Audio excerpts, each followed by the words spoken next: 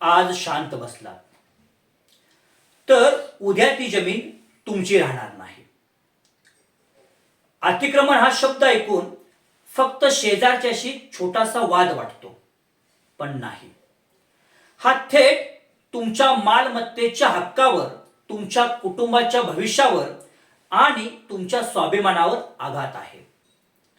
Supreme कोर्टाने Ravindra Kaur versus Manjit Kaur या केसमध्ये स्पष्टपणे सांगितलं आहे, जर कुणीतरी तुमच्या परवानगीशिवाय तुमच्या जमिनीचा ताबा घेतो म्हणजे तुमच्या हक्कावर किंवा तुमच्या हक्कांची चोरी करतो. म्हणून आज आपण कायद्याच्या सोप्या भाषेमध्ये समजून घेणार आहोत अतिक्रमण म्हणजे काय आणि तुम्ही त्यापासून कसे वाचू शकता. अतिक्रमण म्हणजे काय? जर कुणी तुमच्या जमिनीची सीमा ओलांडली असेल, तुमच्या परवानगीशिवाय तुमच्या जमिनीचा ताबा घेतला असेल, तुमच्या शेतामध्ये तुमच्या मर्जीशिवाय शेती सुरू केली असेल, बांध सरकवला असेल, कुंपण हलवले असेल किंवा तुमच्या अनुपस्थितीमध्ये जबरदस्तीने जागा वळकवली असेल, तर यालाच कायद्याच्या भाषेमध्ये अतिक्रमण, एन्क्रोचमेंट किंवा ट्रेसपास असे म्हणतात. हा तुमच्या ताब्यावर, तुमच्या पोझिशनवर थेट हल्ला आहे. म्हणून सुप्रीम कोर्ट म्हणते, परवानगीशिवाय सीमा ओलांडणे म्हणजे अधिकारांचे, हक्कांचे उल्लंघन करणे आहे. तुम्ही काही दिवस गावाबाहेर गेला, परत आला, पाहिलं तुमच्या शेतावर कुणीतरी शेती सुरू केली आहे, बांध सरकवला आहे.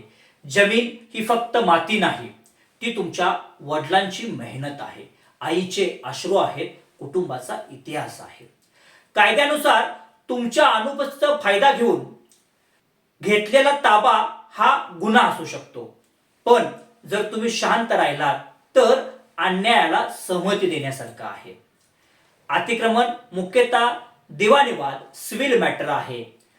पॅसिफिक रिलीफ ऍक्ट 1963 च्या कलम 6 अंतर्गत तुमचा ताबा जर कुणी जबरदस्तीने काढून घेतला असेल तर फक्त 6 महिन्यांच्या आत ताबा मिळवण्यासाठी तुम्ही मेहरबान कोर्टामध्ये खटला दाखल करू शकता. तसेच काही गंभीर प्रकरणामध्ये फौजदारी गुन्हा देखील दाखल करू शकता. क्रिमिनल ट्रेसपास यासाठी भारतीय न्याय संहिता कलम 329 नुसार तुम्ही फौजदारी स्वरूपाचा गुन्हा दाखल करू शकता. सुप्रीम कोर्ट म्हणते, ताबा हा हक्काचा पाया आहे. न्यायालयाने ताब्यातील व्यक्तीचे संरक्षण करणे हे त्याचं कर्तव्य आहे.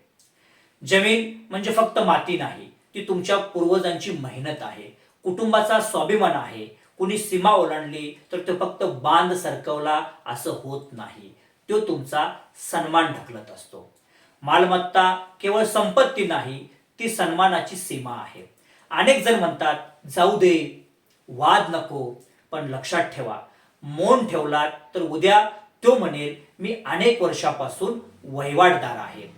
आणि मग मर्यादा कायदा, लिमिटेशन ऍक्ट. लिमिटेशन ऍक्ट अंतर्गत 12 वर्ष पूर्ण झाल्यास प्रतिकूल ताबा म्हणजेच ऍडव्हर्स पोझिशनचा दावा येऊ शकतो. म्हणून सुप्रीम कोर्ट म्हणते, आजचे मौन उद्याचा कायमस्वरूपी तोटा ठरू शकते. मग अतिक्रमण झाले असेल तर काय करायचे? अतिक्रमण झाले असेल तर कागदपत्रे तपासा, सीमा मोजणी डिमार्केशन करून घ्या, लगेच वकिलाचा सल्ला घ्या आणि योग्य खटला मेहरबान कोर्टामध्ये दाखल करा. मेहरबान कोर्टात वेळेवर कायद्याची मदत घेतली तर हक्कांचे संरक्षण होते. म्हणून लक्षात ठेवा, हक्क मागायचे नसतात, हक्क जपायचे असतात. तुमचा ताबा तुमचा अधिकार आहे, तुमची जमीन तुमची सीमा आहे.